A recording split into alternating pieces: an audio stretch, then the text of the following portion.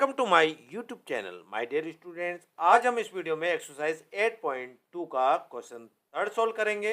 ये new NCERT book से लिया गया है। Let's begin.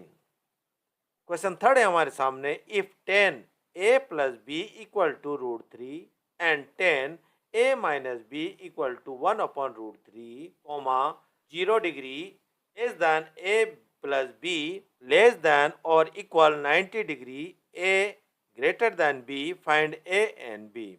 My dear students, यदि हमें a plus B equal to √3 दे रखा है और 10a minus B equal to 1/√3 दे रखा है और यहाँ पर कंडीशन दे रखी है 0 डिग्री लेस दैन छोटा है a प्लस बी से और ए प्लस बी वो छोटा है 90 डिग्री से या फिर इक्वल है और यहाँ पर ए ग्रेटर दैन है बी से, बी से बड़ा है। तो हमें फाइंड करना है ए और बी की वैल्यू, हमें इनका मान याद करना है। हम यहाँ पर से स्टार्ट कर लेते हैं सॉल्यूशन। हम सबसे पहले ये यहाँ पर लिखते हैं 10a plus B equal to √3। पहले हम इसकी वैल्यूज यहाँ पर लिख लेते हैं। अब यहाँ पर देखो, यहाँ पर लिख लेते हैं हम 10, ये 10a plus B equal to √3 की वैल्यू क्या होती है। यहाँ पर देखो √3 कहाँ पर है, यहाँ पर ये √3 आ रहा, ये होता है 1060, ये 1060 आ रहा √3 की वैल्यू। तो हम यहाँ लिख लेते हैं यहाँ पर 1060 डिग्री हो गया, 1060 डिग्री। अब 10 से 10 कैंसिल हो जाता है। अब यहाँ हम यहाँ लिख लेते हैं a प्लस बी, ये a plus B equal to बचा हमारे पास 60 डिग्री, ये 60 डिग्री हो गया और इसको हम लिख लेते हैं इक्वेशन 1। अब चलते हैं हम आगे। अब ये हम ले लेते हैं 10a minus B equal to 1/√3, ये हम ले लेते हैं यहाँ पर 10 एसिटिस हमने लिख लिया, a माइनस बी एसिटिस हमने लिख लिया इक्वल टू 1/√3 हो गया। इसकी वैल्यू हम पुट कर लेते हैं। 10 हम एसिटिस लिख लेते हैं, 10a minus B bracket close equal to, यहाँ देखो 1/√3 की वैल्यू क्या है, यहाँ पर ये 1/√3 इधर ये रहा, ये 30 पे आ रहा है इधर, ये देखो 10, तो ये आ गया 10 और ये 30 डिग्री, ये 30 डिग्री हमने लिख लिया। अब 10 से 10 कैंसिल हो गया, a minus B equal to 30 आया हमारे पास, ये 30, ये इक्वेशन होगी हमारे पास सेकेंड।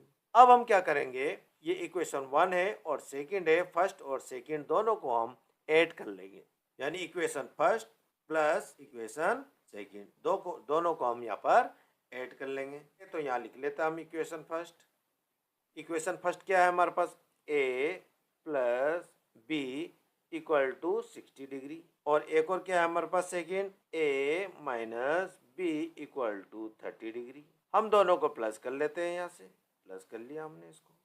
अब क्या करेंगे हम, 60 में 0 को 0 आ गया, 60 में 3 प्लस कर लेंगे, 6 7 8 9, ये 90 डिग्री हुआ इक्वल टू, ये आ गया हमारे पास, ये प्लस का है और ये माइनस का है, दोनों आपस में कैंसिल हो जाएगा।